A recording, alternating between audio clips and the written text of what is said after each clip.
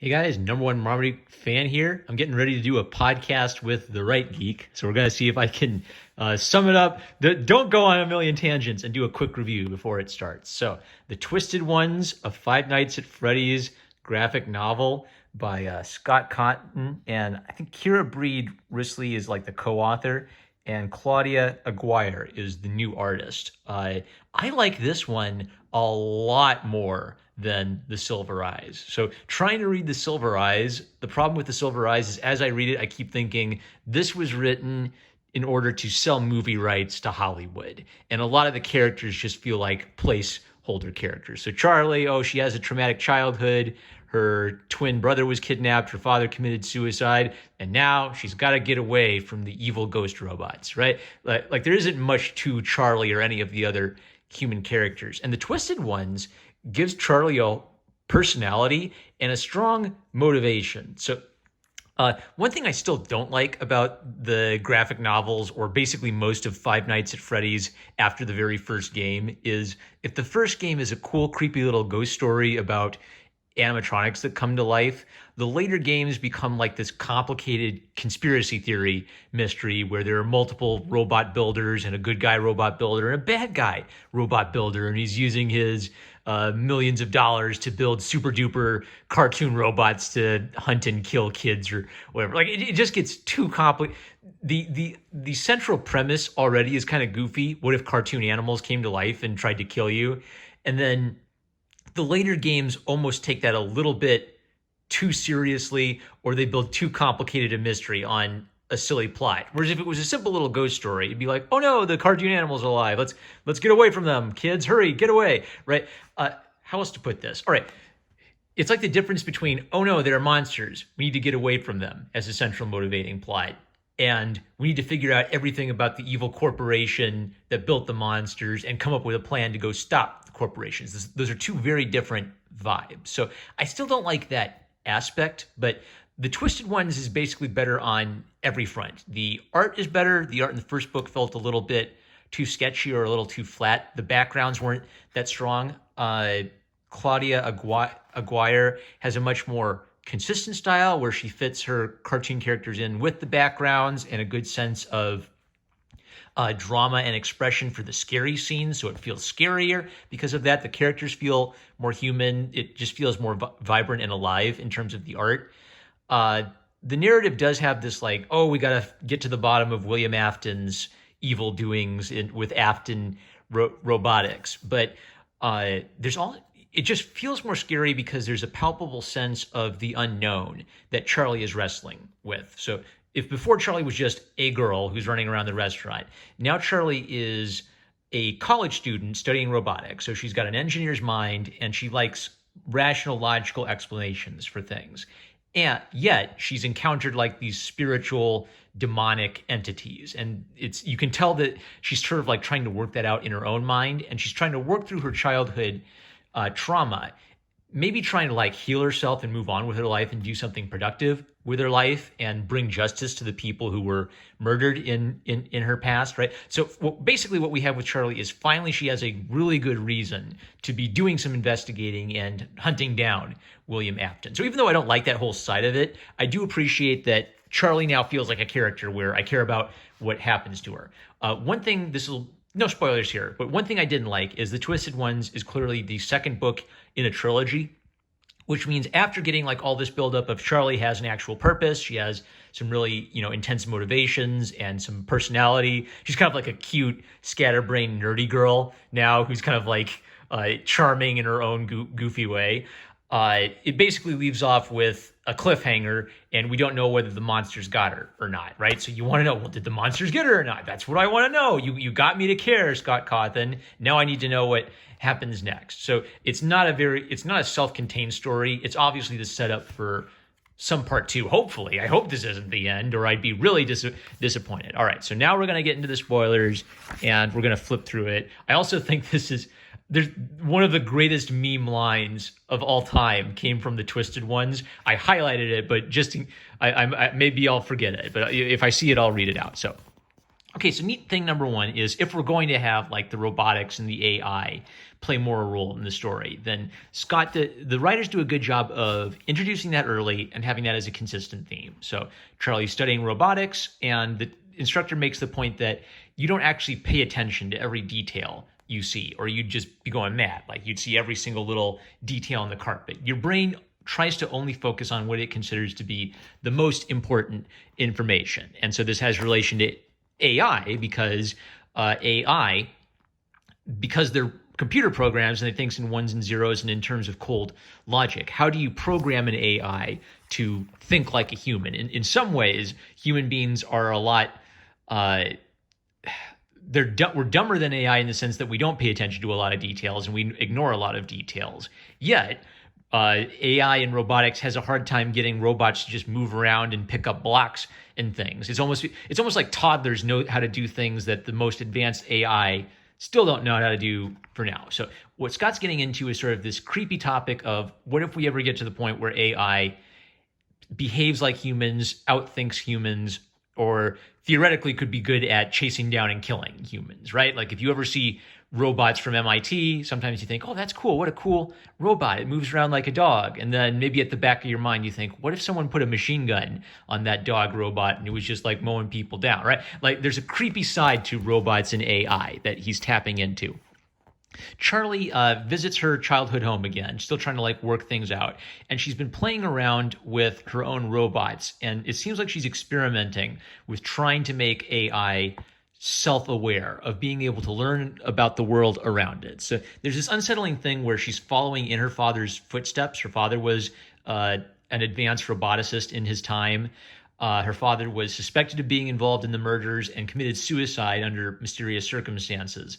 They eventually find the real murderer, William Afton, and seemingly maybe that clears her father's name. We don't know too much of the circumstances of why her father committed suicide. So there's this creepy thing of, well, why is she following in her father's footsteps? Why does she want to go into robotics? And I think the answer she herself doesn't have a very good answer to that question yet. It's almost like she's doing it to meet some unspecified need or urge to fix what was wrong with her childhood. So she admits to John, the stable hunk, that she's been thinking a lot about her missing twin brother, wondering if maybe like, do twins really have a connection? And she has almost this premonition that maybe he's alive and needs her help, right? So although she is like a scientific-minded person, there are still maybe like spiritual things that are making her uncomfortable that she doesn't know how to deal with yet. So when John kind of like asks her out on a date, she's a bit dorky about it. She's not used to dating or anything, right?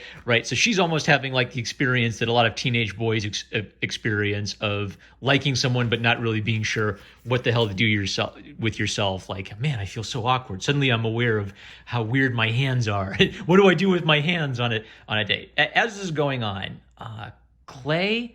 Okay, so the police chief, Dad, is investigating a new series of murders, and he's wondering if Charlie maybe has some insight into it. So someone is murdering people by putting them in the animatronics and then activating like the robot parts, so it basically punctures you inside the suit. So, all right. So I highlighted this because this is a good example of kind of Charlie's new personality being showcased. So John takes her to a zombie movie. He just wants to relax with a cute girl and watch a zombie movie. And she starts overthinking it and thinking, well, wait a second. If they don't have brains, they don't have a central nervous system, so how can they move? Why do they want to eat brains? She's a scientist, right?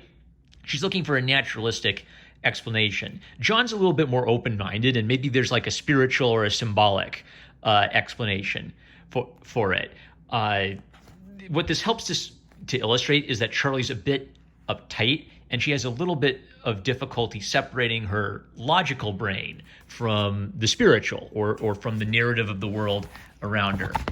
Jumping ahead, she also, her AI start to be doing things she didn't think she programmed them to do, and she's starting to have vision. So what's clear is that Charlie has a lot of unresolved baggage she's got to work through. At one point, she even tells John, well, I'm not coming here just to find closure or anything. I just want to find the killer. And I think there's a way where Charlie's lying to herself a little bit. She's telling herself she just wants to go into robotics and find the killer and clear her dad's name. But you can kind of tell that there is some personal trauma or grief or sadness from her childhood that is haunting her that she can't put into words, and that's something that's pushing her forward. She goes poking around the pizzeria with her friend, and they see the body of the guy they thought was the murderer that was locked away. Even kind of like cute little touches like that, like the can on her head. But anyway, jumping ahead. All right, I already talked about this. She brings John to her old, rundown house and is sort of losing her cool. John's maybe hoping that she can like find memories, just like walk around her dad's house and find closure for her problem. But she doesn't have closure yet, and she's still in a state of denial. She's got a stable guy in her life who's got like his head screwed on straight.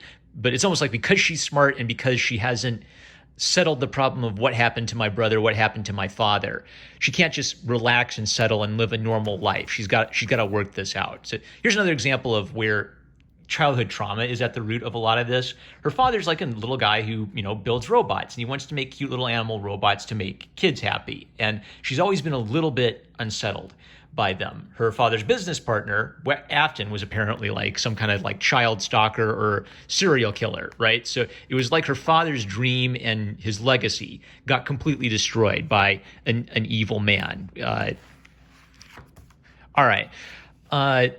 This was something I was expecting I wouldn't like, and then I actually liked the execution. So one of my problems is I feel like the scary side, I've talked about this before, but there's a difference between terror and horror.